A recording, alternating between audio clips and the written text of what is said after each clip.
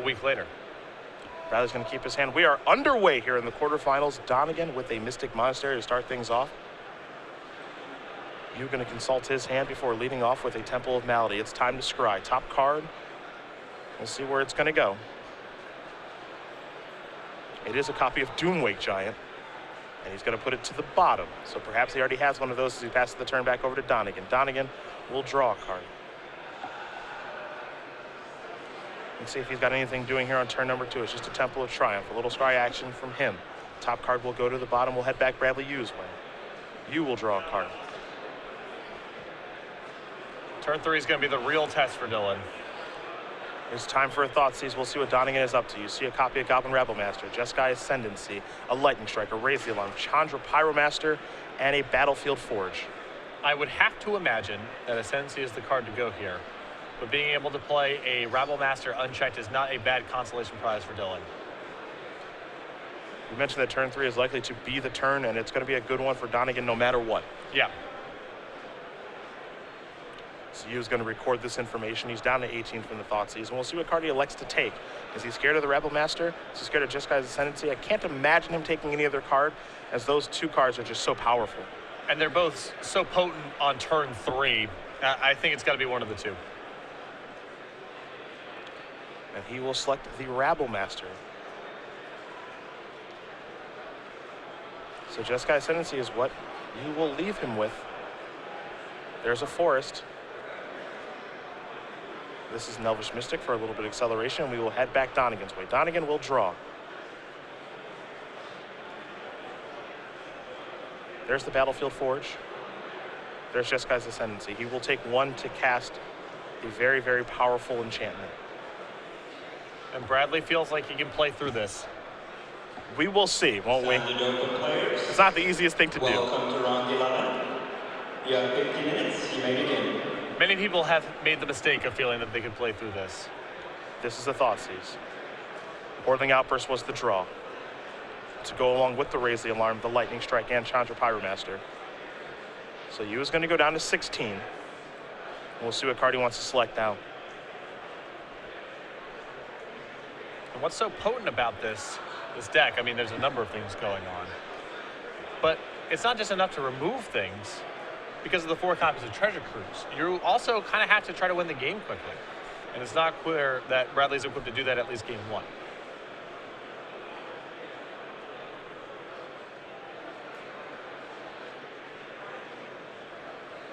Decisions here for you. He will select Whirling Outburst, it seems. That will go to the graveyard. Given that Bradley is on Elvish Mystic right now for some of his mana, it's all sorts of bad news if this Chandra enters play next turn. Is it a 4th land? It is. There's a Flooded Strand, which means Chandra can come down. Donegan going to search up either an island or a plains, thanks to Flooded Strand. There will be an island, a beautiful one at that. Some APAC action. Absolutely. That card might be older than him, I'm not sure. Yep. It's possible I've been playing Magic longer than he's been alive. Jeskai's Ascendancy will trigger here. That's going to start happening more and more to the two of us. You know that, right? It is, I know. I'm terrified about that. He will discard a Temple of Epiphany. Chandra going to tick up. There goes Elvish Mystic. You will take 1 as well. He's down to 15. It's time for him to untap and take a draw. Hornet Queen the draw. Not what he was looking for, I imagine. Just has to pass the turn back. Very important for Bradley to fade that untapped land last turn. Donegan going to push the 0 button on Chandra. Reveal a Chandra to that. Will he replace? He will. Interesting. This will come in. He will trigger, I believe, Jeskai Ascendancy. Yes, he will.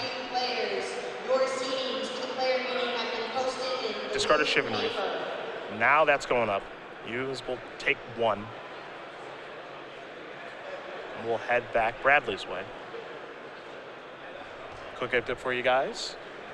One of what will be many. Danny Jessup does win game number 1 here over Sam Black. Obs on mid-range up a game over red-white tokens.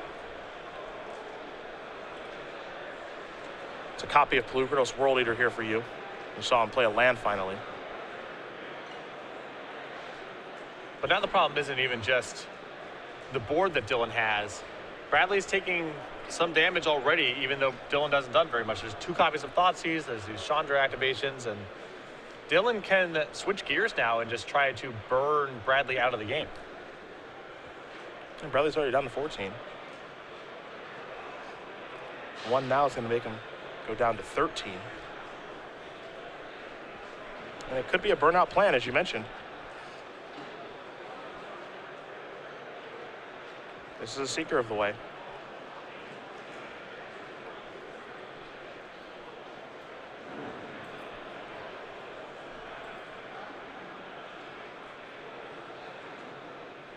See what else Donegan wants to do this turn. He's just going to pass the turn back with Lightning Strike and raise the alarm at the ready.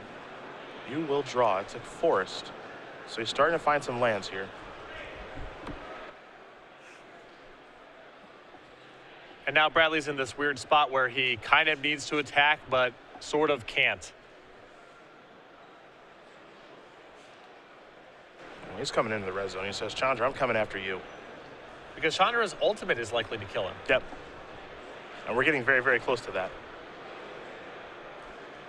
You is certainly in a squeeze right now. And of course, the ultimate does require 7 loyalty. But the ultimate is very real in this particular deck. Yes. You either find a burn spell or a treasure cruise. Yikes. Both are likely to end the game. Perhaps it's time for a little fight action, yes. That'll become a 6/6. And that will take care of the Chandra. Now here's a raise the alarm trigger Jeskai Ascendancy. Draw and discard Will Donegan. There goes a copy of Lightning Strike. Now there are the 2 soldiers. Time to untap. You with 2 mana available has the ability to cast Murderous Cut on that mana. 3 cards in the graveyard. Donegan now with a treasure cruise. Yup. And this was the big adaptation to this deck. 4 of those in there. Cutting the fidgety combo pieces for some copies of Ancestral Recall. Planes will be discarded to Jeskai Ascendancy, and now it's time to draw 3 cards. A couple of lands in there. There's also a Stoke the Flames hiding out. We could have one of these busted Ascendancy turns that we've seen before. There's a chance Bradley does not get out of this turn. Donegan going to take 1. It's time for another Jeskai Ascendancy. Trigger, trigger. So he will draw and discard. You saw him trigger the Prowess now. So that Seeker of the Way is getting pretty big.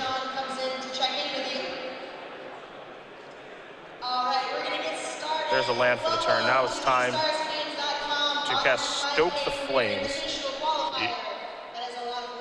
Yep.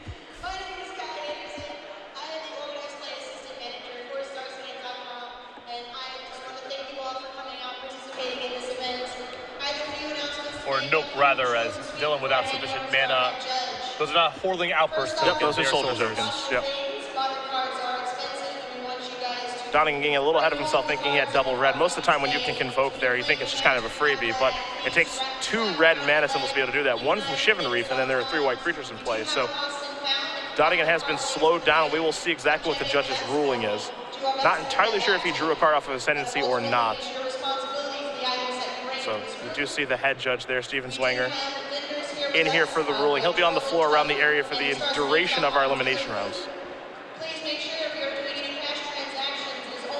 Steve, a long-time judge. Yep.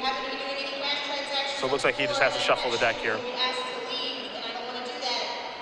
Definitely not a spot where you want to be getting a game loss. Not at all.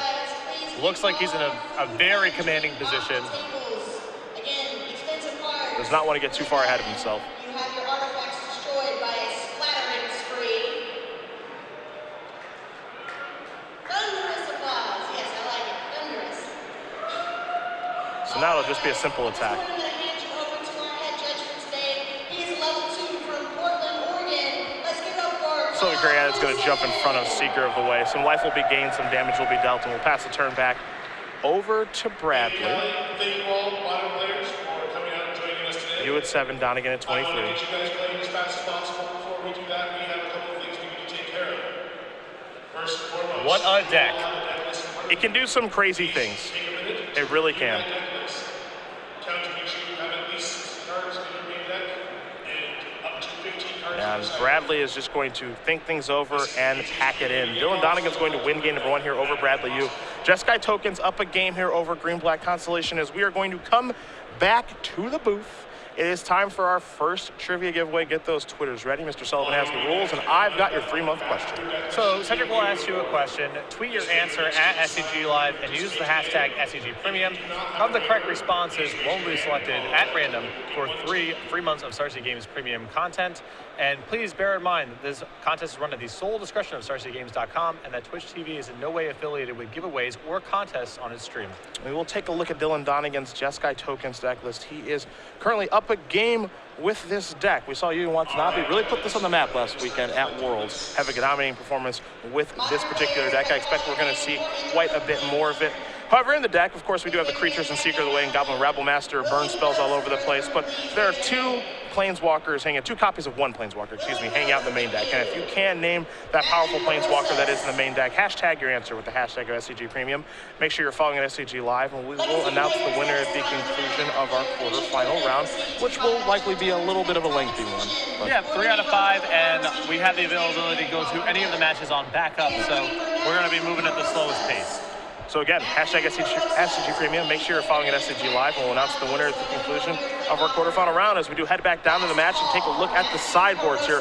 We will start with Bradley Yu and his 1 Arbor Colossus, 3 Genesis Hydra, a Reaper of the Wilds, 2 Reclamation Sage, a Doomwake Giant, 2 Plummets, 2 Unravel the Aether, a very large Garruk Apex Predator, an additional copy of Garruk's Wake. Ooh, means business this weekend. And a Thoughtseize. He does not want to play against this deck, it seems, from that sideboard. I like bringing in the additional copy of Thoughtseize, the Unravel the Aethers, the additional Doomwake Giant, the 2 copies of Reclamation Sage. I think he just needs to stock his list with as many answers to Jeskai Ascendancy as possible, both preemptive like Thoughtseize and answers once it's on the board like Reclamation Sage and Unravel the Aether.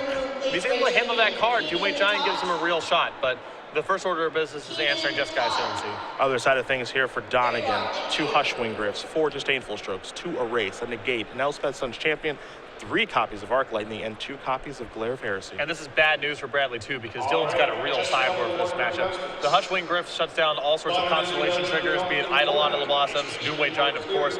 2 copies of Erase answers a bunch of permanents in Bradley's deck, and the 4 Disdainful Strokes, a great answer for Doomwake Giant or any of Bradley's expensive threats. Yeah, he does have a very real sideboard out. You know, what he does sideboard out in this matchup, that's actually kind of interesting. Sideboarding with this deck is pretty tough.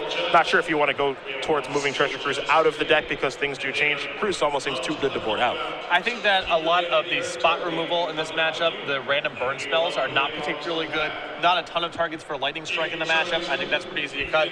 I think, especially on the draw, a lot of the creatures get a lot worse too. So I think Seeker of the Way, Goblin Rabble Master might get boarded out as well.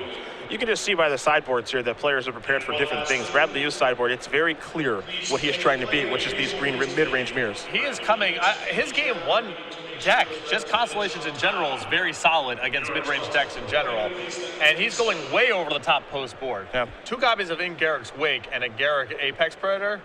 This man means business. Yeah, those games go long, and those might be the best trump cards in the format. I know a lot of people have gone towards Hornet Queen, and it's quite powerful, of course, but Garruk's Wake is the end boss, I think, of that mirror match. Well, it doesn't really matter what trump your opponent has if you have Garruk's Wake as one of your trumps. Yeah, but it's no good in this particular matchup. This might be the worst matchup you could have run into here in the elimination rounds. It's possible, decks like Blue-White Heroic, not going to be a good matchup, mono-red aggro. But in terms of the decks you would anticipate seeing a lot of at the tournament, this is the worst one.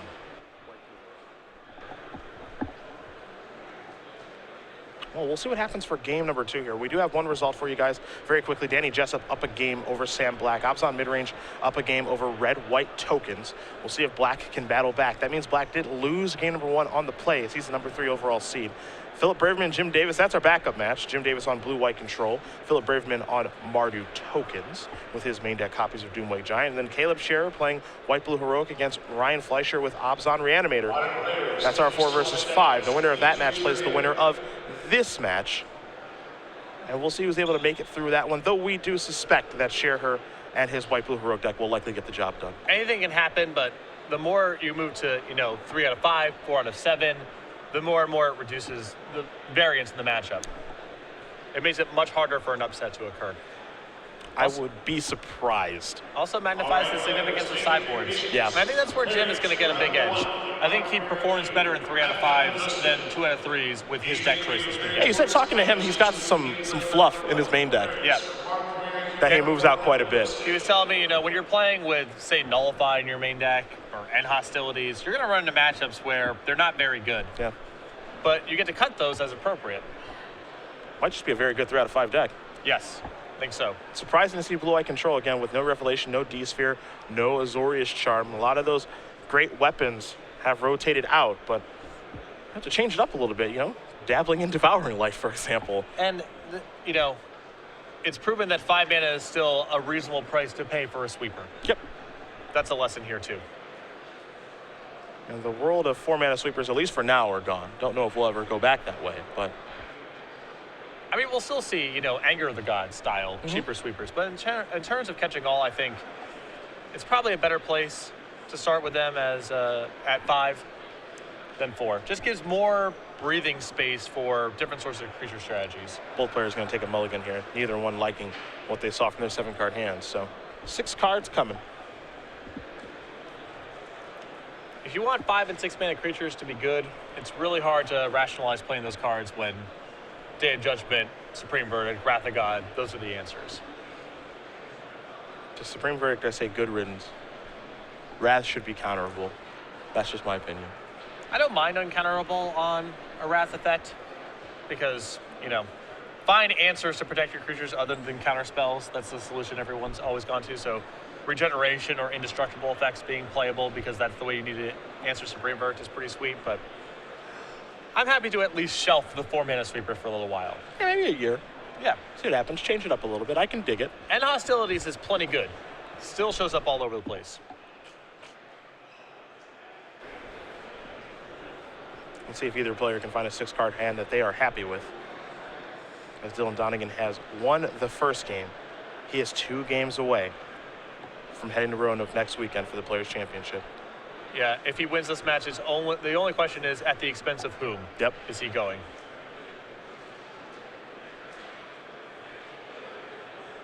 Stephen Mann hoping that Bradley Yu can get the job done right now.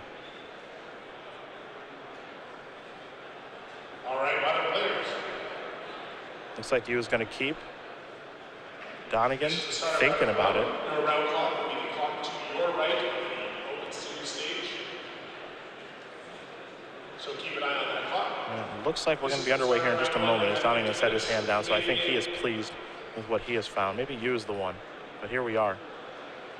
He's going down to 19. And a Thoughtseize. Put him down to 17. Donegan's hand.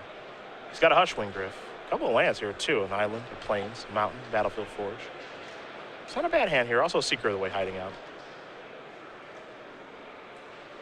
But a little mana heavy. This is definitely a hand that needs something like Chandra or just Guy's Ascendancy to clean it up a little bit. No Temple there either. The Hushwing Griff's going to bite the dust, and we expected to see Donegan bring that in. It's huge in this matchup. Yeah, there's so many comes into play triggers in Bradley's deck. Reclamation Sage as well. Yeah, that's a big one. There's a plains, just a passing of the turn. We'll head back Yu's way. Urborg the draw. Here's a forest. There's a copy of Sylvan Caryatid.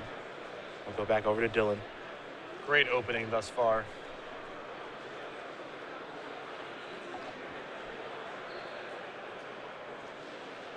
So Dylan has picked up a copy of Disdainful Stroke, it seems. There's a mountain, just going to pass the turn back there. You will draw.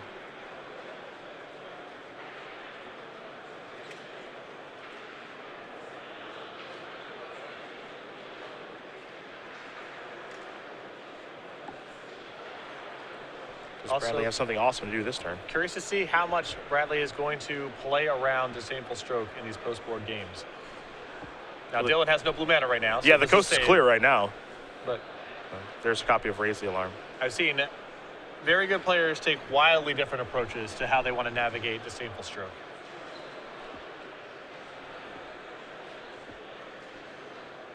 Lucanus is going to allow you to actually start getting a little aggressive this game.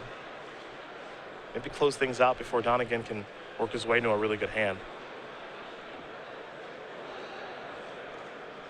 So Dylan maybe a little bit frustrated with himself. He's just going to play an island past the turn back. Well, I was curious why Dylan didn't play the island last turn instead of the mountain. At least give Bradley some pause. Yeah. Make him think about disdainful stroke. Here's the attack for 5. 5 damage going to come across. 3 mana. It's time for a Courser of Crufix. Top card is a forest. See if he wants to put that into play, or maybe a land from his hand instead. He'll go with the Temple. Trigger the Scry along with the Courser. Gonna leave the forest on top before passing the turn back. Somebody wants that land next turn. So he's got to have some big play. Yeah, if he sets his turn up like that, where he's not just taking the free card, Yeah. that's pretty telling, right? There's Seeker of the Way. It does look a little strange as Forest is the draw. Top card now is a copy of Thoughtseize. We'll see what the payoff card is here momentarily, but it's got to be something real big to rationalize that line of play. There's Forest, trigger Courser. It could also just be more mana for Pelucranos too. We can't forget about that as that's coming into the red zone. And given that he's just now found a Thoughtseize on top of his deck, whatever that big spell may or may not be in his hand, perhaps he doesn't even cast it with the thought process of, I'm not leading out into Disdainful Stroke. I will cast Thoughtseize first. I don't think that it could be Pelucranos because it doesn't give him, he goes from 5 mana to 6 mana. That doesn't change anything for Pelucranos that turn. So I feel like it's got to be a card in his hand.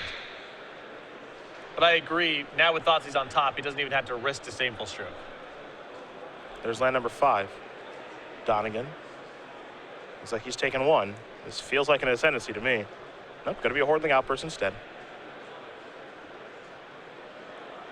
Goblin tokens incoming, perhaps.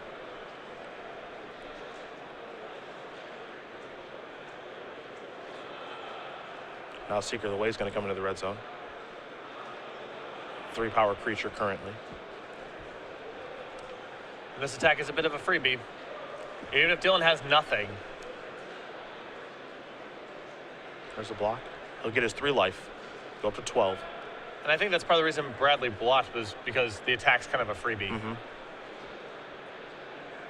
There'll be a Pelucranos activation here. Monstrosity has been triggered. Hale says, I'll fight your Seeker and your Goblin token and win the war. Thoughtseize will be the draw. Top card is a copy of Doomwake Giant. Things looking really good for Bradley now. Yes, they are. This is right where he wants to be. Legacy players, your pairings are up. Legacy pairings. See if he wants to lead off with the Thoughtseize. Very curious of what that last card is in his hand. Me too, because all the play suggests that it's something awesome. Mm-hmm. Now, to be fair, what kind of makes that play interesting is that, you know, we're sitting here and we're saying, man, if he doesn't take that land, he clearly wants that land for... If he doesn't take the land off the course or off the top of his deck, clearly he wants that land for something. He's going to have a Thoughtseize. But, you know, our thought process is, man, that card's got to be something... What if it's just nothing the entire time? It could be.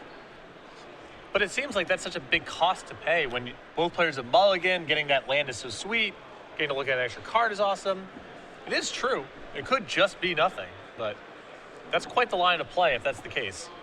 Battlefield Forge comes into play for Donegan. Just going to pass the turn back. Look, Erebos is on top of the deck now. There's Doomwake Giant. Trigger, clean all those up. Safe to attack with everybody, and Donegan's going to scoop it up. Bradley Yu's going to win game number 1 here over Dylan Donegan. Or excuse me, game number 2. Green-Black Constellation and Jeskai tokens are even up now as we head to game number 3. Very valuable lesson about this token deck. When it does not have Ascendancy, it cannot play catch-up. It's really bad at playing defense, especially against big creatures. Against small stuff, your Lightning Strikes, your Stoke the Flames, you know, your Arc Lightnings in the sideboard, those help. But on the draw, I've seen the deck just kind of get run over sometimes. It's definitely a weakness, and Bradley's draw of a fast Pelucranos, backed up by some discard spells, a Doomwake Giant, really good recipe. I think that's the kind of draw that he has to have, right? You know, turn 3 Pelucranos really changes the way that Donegan gets to play the game. Yeah, he doesn't have all the time to set up shop. He can't build up these big boards, or it's harder to. It's harder for him to cast Treasure Cruise on time. It's really important. You got to attack against this deck. And that's something that, fortunately for him, he can do with some amount of regularity. 3 Elvish Mystics, 4 copies of Sylvan Caryatid, and then, of course, some copies of Pelucranos, 2 in the main. So we can see that draw more often than I think that we think. Or it could be Reaper of the Wilds there instead, though Pelucranos is better of the 2. I suspect Reaper has been boarded out. Perhaps not, but it seems like one of the less efficient cards in the matchup, even though Bradley does need to attack. It's just so chump blockable, you know? It's something that happens to the Reaper a lot. Yeah.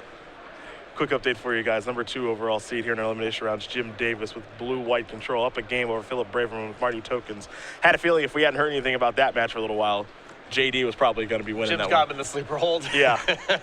It's a very slow sleeper hold, but Yep. got the job done with blue-white control, probably thanks to Elspeth wrapping it up. So Jim Davis up 1 out of that best out of 5. And again, Danny Jessup, number 6 overall seed with Hobbs on mid-range, up a game over number 3 overall seed, Sam Black, though we are now just being informed that Sam Black did tie things up. So they'll be heading to game number 3 here shortly. For Jim Davis, his second invitational top 8. Yep. His first one in Indy. Dispatched me in the top 8. Oh, he colded you. Oh, yeah. And what was the matchup? Wastelands Zoo versus Goblins. It was a simpler time for Legacy. It was. I'm a little surprised your Zoo deck was defeated by Goblins. I'm not. You're not at all. Well, it was funny, too, because when the pairings got announced, I was so excited. Okay. I was like, oh, Goblins, that's a buy. And then I was like, oh, wait a minute, I'm not playing Burn, I'm playing Zoo. This is way worse. Oh, sure. Yeah. Sure. He also had mental missteps in his deck. Oh, that's a different time. Yeah. That's it was a different time. very specific window in Legacy history. That counter is Wild Nikotl, Yes. among other things. Lightning Bolt got countered. Yeah. Kurt Ape. Also, the deck just, for whatever reason, I don't know what was wrong with the construction. I'd have to go back and look at the tape. I just didn't have Taiga and Kurt Ape together very often. I often had one or the other, rarely both.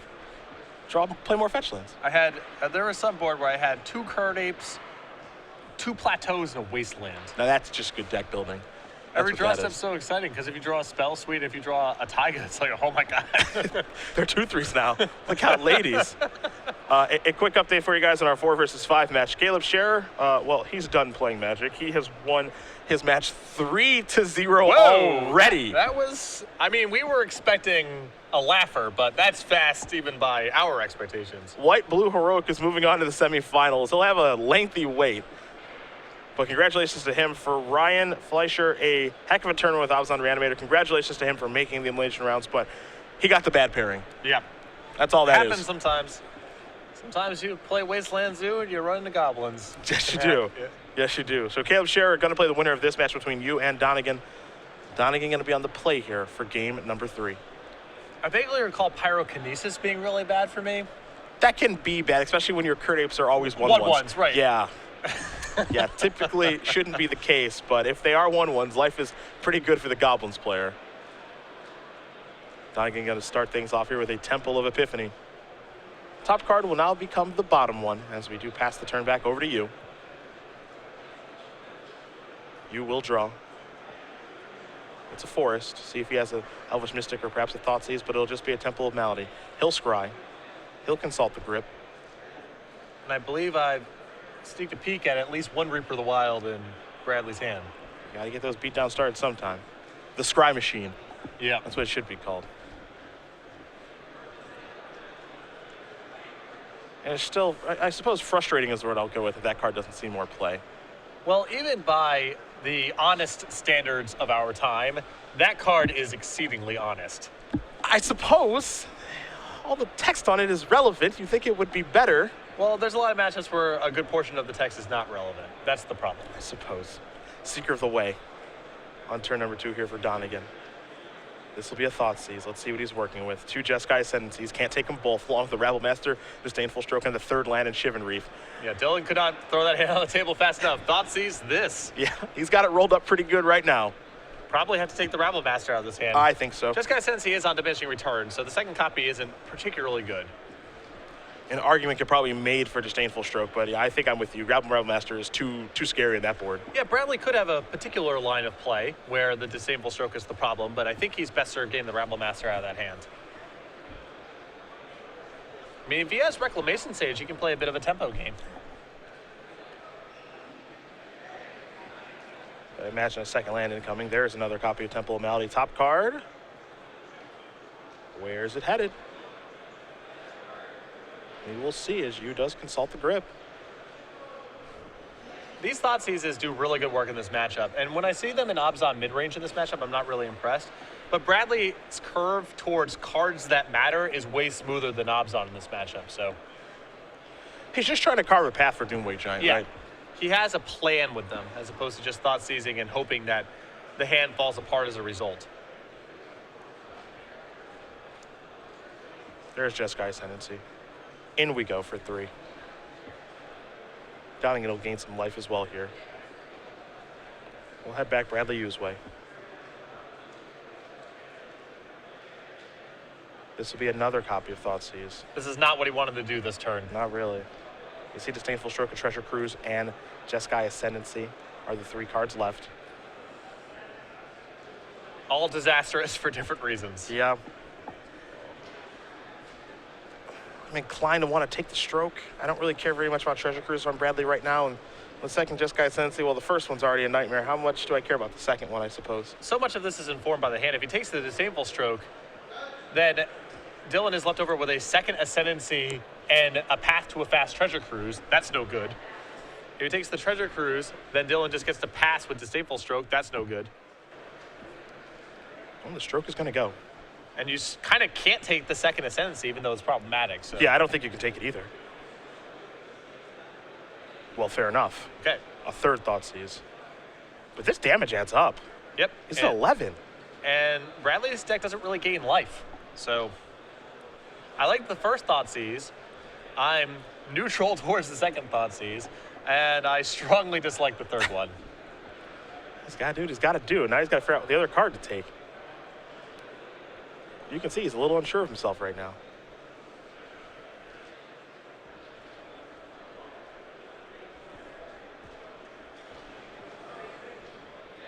There goes Jeskai Ascendancy. Just going to leave him with a cruise. Try to strand that for a while. Yep. If Dylan just draws lands for a couple turns, Bradley's got a shot, and I think that's the way that Bradley has to play. Oh, there's a land. Want, want. It's a good one, too. I should have been more specific. Yeah. Yeah, perhaps a non-fetch land. Yep.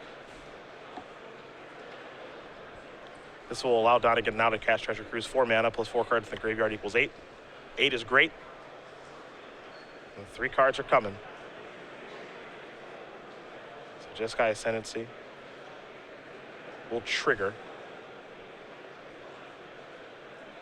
But he won't draw and discard with it. He will just draw 3 cards and serve in for 3 points of damage. Make it 4, excuse me. I like looting for free there. Put a card in the bin. Yeah, it's all random draws anyway, so might as well put a card in your graveyard when you have Treasure Cruise in your deck.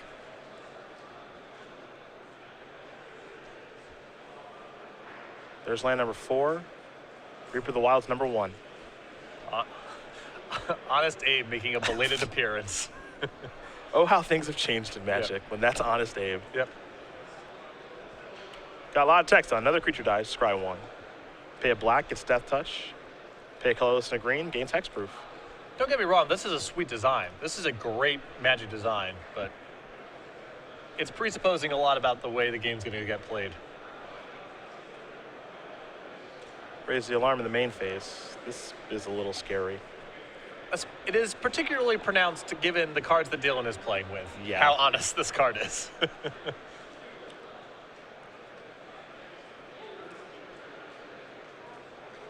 He's going to make sure he gets it right this time.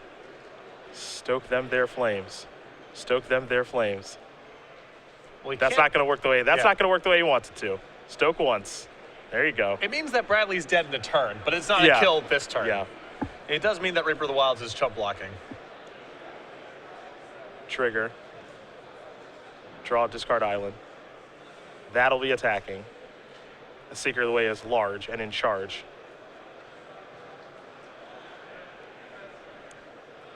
And 2 spells have been cast this turn, so each spell gives Seeker +2/+2. Yeah, there's a prowess trigger and then the ascendancy trigger. Yep. So. And Bradley knows he's beat, so he will pick up his cards yet again. Dylan Donegan's going to win game number 3. He's up 2-1 and 1 game away. from qualifying for the Players' Championship. This feels like a matchup where the seeding matters a lot too, because if you saw game 2, Bradley on the play, he's got a solid game plan. He's disruptive, he accelerates fast, and the cards that matter. On the draw, it's much harder. Both players going to take a look at each other's deck list again, make sure they have all the information ready. However, for those of you who are just joining us, we do appreciate having you. It is Cedric Phillips and Patrick Sullivan, also joined here next round by Patrick Chapin. And of course, we do have Nick Miller and Andrew Shrout on the sideboard for our Season 4 Invitational here from Seattle, Washington at SCG Live, hashtag SCGINVI for your tweets throughout elimination rounds today. We've got the elimination rounds of this here, as well as the elimination rounds of our 2-day $20,000 standard open as well. It's been great having Chapin back in the booth. Yeah. After a bit of a hiatus. He's been very busy winning professional tournaments. Yes. So I can excuse the absence, but it's been really fun having him back in the booth. Dylan Donegan, 1 game away for qualifying for our Players' Championship next weekend, December 20th and the 21st, Roanoke, Virginia. We'll be at the Star City Games Game Center. 16 competitors, $50,000. A heck of a format on that tournament, too. It's going to be, when the pods go live, that's going to be a lot of fun. Yeah, it's going to be an absolute blast. Me and Matthias will be covering it. First place, it's just okay. Just around Christmas time there, who could use that? Also keep in mind that expenses, the travel expenses are covered. Yeah. People have hotels, they have flights, that all get situated. So it's a total freebie. And worst case scenario is you lose fast, you get your $500, you go hiking. Absolutely. See everything that Roanoke has to offer. Yep. The Star City itself. So we are looking forward to that tournament next week, and we hope you guys are too. A lot in the works for that. Some pretty large announcements we made at that tournament too. I think everyone knows we like to make our large announcements at our invitationals or Grand Prix or the Players' Championship. So stay tuned for that next weekend as we do bring you coverage all weekend long of that 16-player tournament to round out 2014.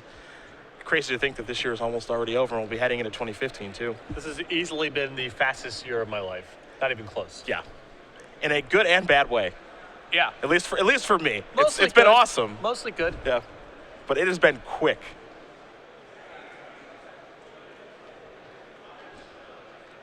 See Todd Anderson wandering on the rail there behind Bradley, watching the player who slipped in and took the last slot on tiebreakers. Todd finishing 9th.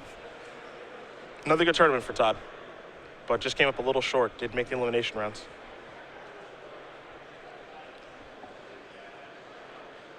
We might see him in Roanoke next weekend, because that's where he lives now, but we won't see him in the Players' Championship. I've been invited to some karaoke action when I get into town. Oh, perhaps. Yeah. That would be a little fun. Do you have a song of choice that you go to? I go to, I guess, Made You Look by Nas, but most places don't have that one. Interesting. That's not one that we could all sing along to. No. Nice. It's not really one that you sing. Nice choice of song for karaoke, Patrick. Dude, I don't think you understand Nas the is rules great. of the game. Nas is great. If I get the invite to karaoke, which I have not been given yet, Let's consider you invited. I'll be dialing up, Flagpole Sitta by Harvey Danger. Oh, an excellent choice. See, that is how you select a karaoke song, my friend. That is one that the whole bar can sing along to. That is how it is done. Not whatever nonsense you just said a moment ago. Wow, that's a good choice. That is a really good choice. You're welcome. Don't steal it from me now. Sure. Bust a Move, also in the repertoire. I guess if I had to choose a song to sing, I go to Glory Days by Bruce Springsteen. That's one of my... Oh, The Boss. The Boss. Nice. I celebrate his entire catalog. Who would you say is the bigger boss nowadays, Tom or Bruce? Whew. Bruce. I mean, Tom's great, but they would revoke my New Jersey card if I said anyone else was the boss. I see. I see what this is about here. It always comes full circle to New Jersey. Yep. If anyone else wants to give a different answer, that's fine, but, for me, it has to be Bruce. All right. Well, we'll make sure Tom doesn't catch wind of this. Wouldn't want you guys to get in a spat. Yep. I think he would understand. I don't think he would. I mean, that's no small comparison.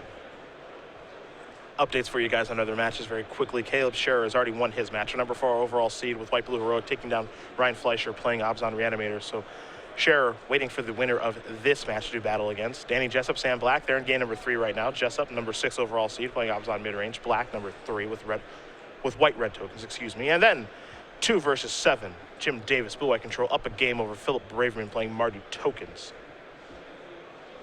Davis versus Braverman is our backup match. If we have time to jump over there, we certainly will. But we turn our attention to game number 4 here between Bradley Yu and Dylan Donegan.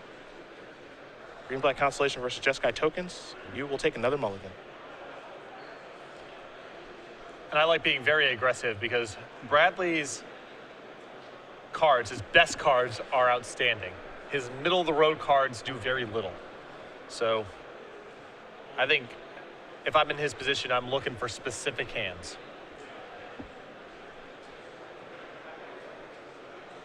And there are specific cards and specific hands that he's looking for here, so it all does make sense. Acceleration into Doomweight Giant with something that can break up Ascendancy. Thoughtseize, Reclamation Sage.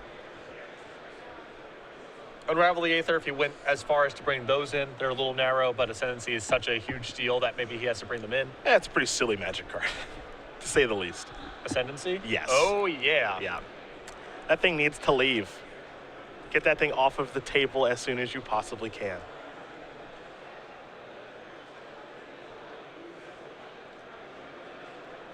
The deck is a favorite against everything when it has Ascendancy.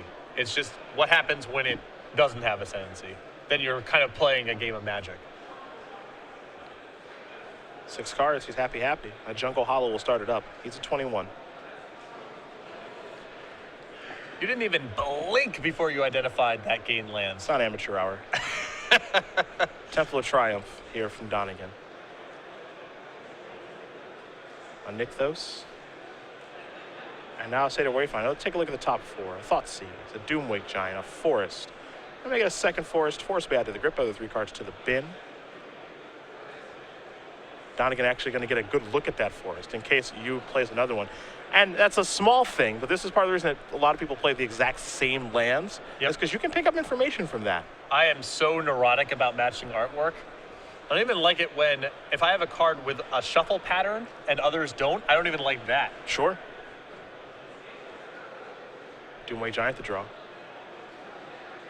This is a Thoughtseize. This is an awesome opening for Bradley. Absolutely. And this is why it's so important for him to mulligan aggressively too, because this feels like a hand that can do a lot of damage even on 6 cards. Raise the Alarm. Going to resolve here in response to Thoughtseize. Here's the grip. 2 Disdainful Strokes. A Stoke the Flames, along with the Temple of Triumph and a Mystic Monastery. Are the options here. Whip of Erebos also in Bradley's hand. So that Doomwake that got milled over last turn, a viable instrument. Update for you for the Jessup Black matchup. Danny Jessup, number 6 overall seed, up 2 games to 1 over Sam Black. They're heading to game number 4.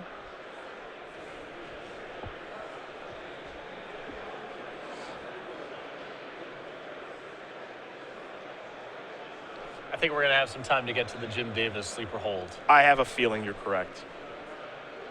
He is trying to cinch it in once again. And Jim Davis is not the fastest player even in the best of circumstances. This is true. A very difficult Thoughtseize here for Bradley Yu. Yeah, unlike the previous Thoughtseizes, this is because Dylan's hand's not particularly good. Yeah. Stoke the Flame's going to bite the dust. You see the last card that is over there that you guys could barely see is actually a copy of Jeskai Ascendancy. He's actually leaving that in hand, which leads me to believe he probably has an answer for that card.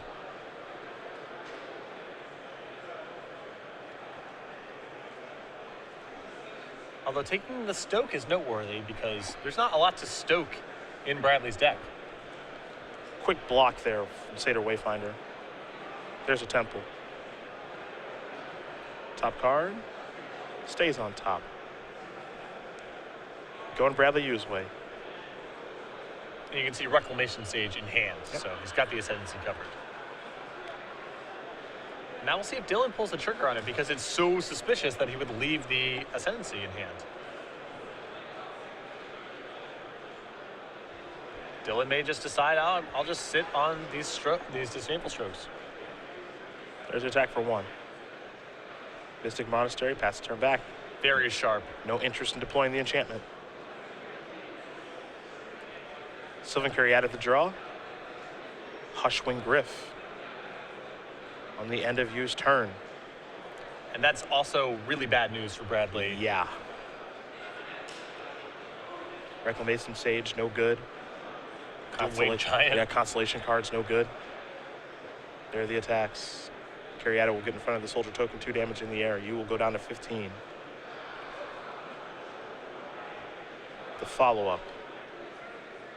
A copy of Jeskai Ascendancy. Pass the turn back, knowing it's pretty safe to play this. And now Dylan playing a really solid tempo game. Because Bradley needs to answer the Griff before he can do anything about the Ascendancy, and it's hard to do both things in the same turn. You will draw. Elvish Mystic is what he's found. More mana, but he has to pay for it.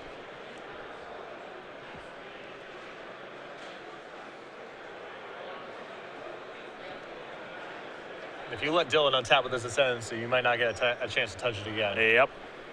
Or it might not matter even if you get it off the table. The damage will already be done. Yeah. Unravel the Aether. That'll take care of that. It's a timely answer. So it'll get shuffled back in. It's a starting point. Yeah. You got to start somewhere. I mean, it couldn't be Reclamation Sage, so. Elvish Mystic will come down. We'll head back Donegan's way.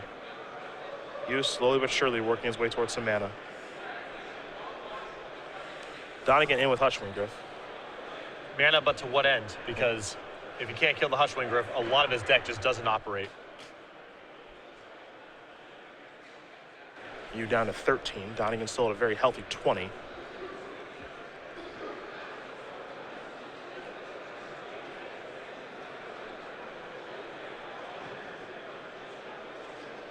Another copy of Jeskai Ascendancy. And a passing of the turn.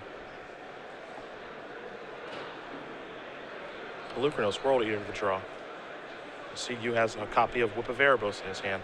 A Doomweight Giant over there as well. Almost anything that doesn't answer the Ascendancy or the Hushwing Griff represents a turn taken off. Yep. Even if Bradley casts things. So even though Pelucranos and Whip, these are not bad Magic cards, I just don't know if Bradley can win with this kind of play. He has no choice, but it's going to be really hard to win now, I feel like. There is Pelucranos. Donegan gets a turn with an Ascendancy and a bunch of mana. Is this the turn he clinches it? He'll start with a Hordling Outburst, trigger Ascendancy, take a draw.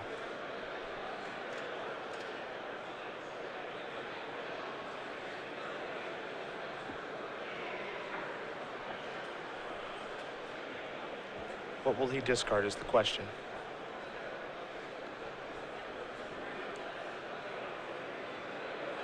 Disdainful Stroke will go away. Holding Outburst will resolve. 3 Goblin tokens will come into play. An attack here from Hushwing Griff in the air will put him down to 11. And that'll be it for this turn. We'll go back to Bradley U. Has to be happy that he didn't get decimated there. Now the question is, can Bradley find a way to fight the Hushwing Griff and play Doomweight Giant in the same turn? He's positive mana right now in the Nick, though, since +1. So I believe he's a mana short if he has a land drop this turn of being able to do it. But I think if he ripped a Nykthos, he could have done it. Yeah.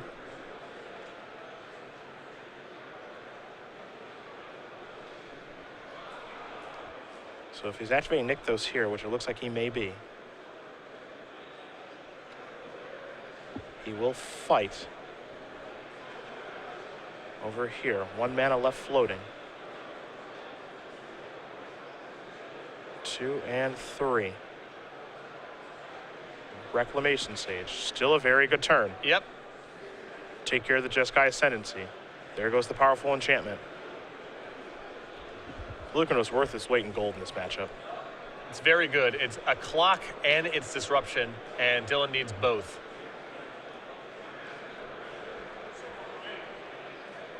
And here's the concern. Has too much damage already been done. Bradley's at 10. It's not really going to be gaining life. There's a lot of burn in this token deck. But Bradley has kept his head above water for now.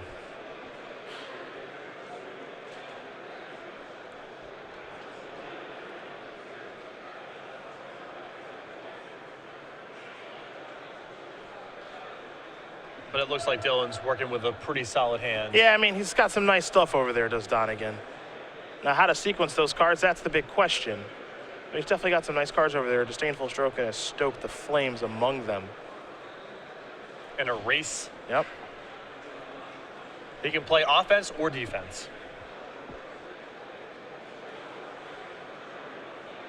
Which way does he go, though? That's the tough part. He's just going to pass the turn back, which, again, represents a lot. I don't know if he can really advance his board too much because making an attack is rough. Bradley's got a lot of blockers, and he also needs to be very concerned with Doomway Giant right now, so seems best served to err on the side of caution. Oh, will you actually try to cast Doomway Giant this turn is a question. Bunch of mana through Nykthos.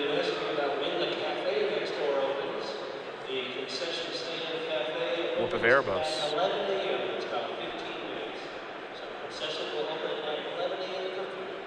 Will that resolve? So there is currently 3 mana floating, which means if this eats a Disdainful Stroke, it opens up a path for Doomway Giant. And there's Doomway Giant now. So he doesn't have enough black mana to actually cast Whip and activate it. Yeah. He's short 1 black. So if Dylan does counter the Whip, then he can play the Doomway Giant and kill everything. Now here's the Erase to take care of it. This is pretty good turn there from Donegan. And Plukernos comes in the red zone. Now here's a Stoke the Flames, puts you down to 6. Plukernos didn't gain any life. There's a Chandra, kill your Reclamation Sage, deal you 1. It's going to make him go through it. Donegan's moving very, very quickly. I think this only puts Bradley at 1. So we play on. It's not over. I mean, he may have a burn spell in his hand, but if Bradley has a Doomway Giant and attacks the Chandra, this game's not over. Yeah, the way the board looks. Dylan moving a little fast here. Yep. Understandably so. He's excited. Now, if he's got another burn spell in hand, he should be fine. Yep. But it doesn't look like he does right now. Standard open player uses time in the round. Bunch of mana. Active player finishes turn and followed by additional turns. See the Unwritten. that's lots of fun. 2, 3, 4, 5, and 6, 7, 8. Donegan. Yep, there's no Doomwake there. That's going to do it. Dylan Donegan is going to win this match here over Bradley Yu.